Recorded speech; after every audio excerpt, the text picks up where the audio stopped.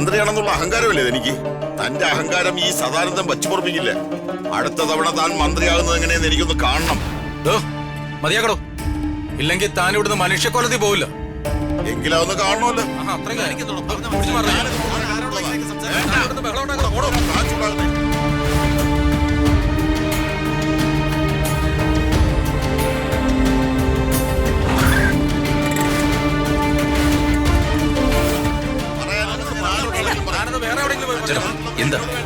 എന്താ പ്രശ്നം? അല്ല രാജു, നീയും ആ കുട്ടിയും ചെയ്ത തെറ്റെന്താണെന്ന് എനിക്കറിയണം. അറിഞ്ഞിട്ടേ ഞാൻ ഇവിടെ നിന്ന് പോകുന്നുള്ളൂ. എന്റെ പൊന്ന് ചേട്ടാ, ഞാൻ പറയുന്നൊന്ന് കേക്ക്. അല്ല, ഇതെന്താ വെള്ളരിക്കപ്പെട്ടണോ? നിങ്ങൾക്ക് ചോദിക്കാനും പറയാനും ആരുമില്ലാന്ന് വർമ്മ വിചാരിച്ചെങ്കിൽ അയാൾക്ക് തെറ്റി. ചേട്ടാ, ഞാൻ ചേട്ടന്റെ കാല് പിടിക്കാം, ഒന്ന് വന്നേ.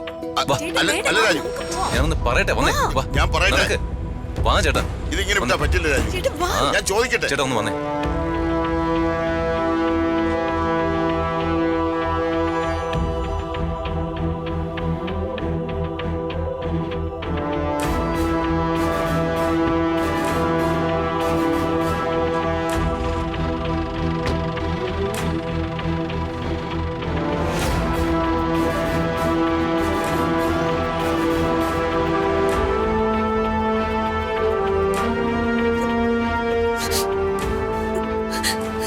കരയാതെ.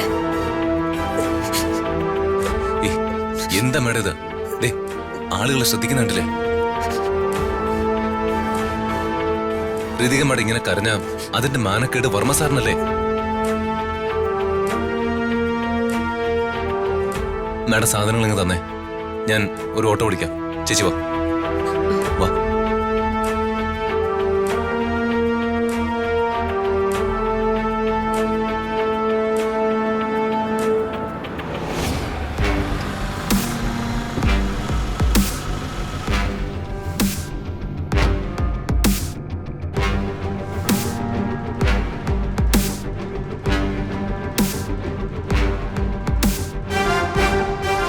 പ്രതാപ, നീ എന്താ പോയതുപോലെ ഇങ്ങ് തിരിച്ചു വന്നത്? എന്താ ചടങ്ങുണ്ടായിരുന്നില്ലേ?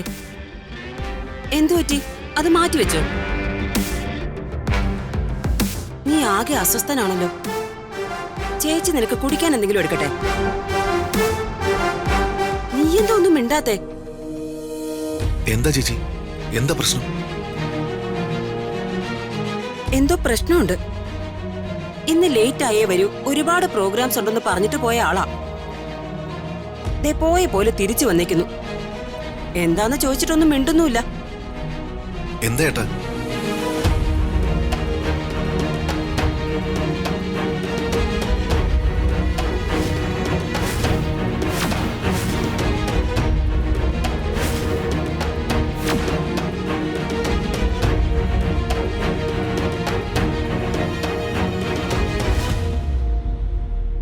നിങ്ങളൊക്കെ കൂടി കൊഞ്ചിച്ച് വഷളാക്കി കൊടുത്തിട്ടുണ്ടല്ലോ. തന്നിഷ്ടത്തിന് ഈ വീട്ടിൽ നിന്ന് ഇറങ്ങി പോയോളൂ. എന്റെ രക്തം കുടിച്ച് അവൾക്ക് മതിയായിട്ടില്ല.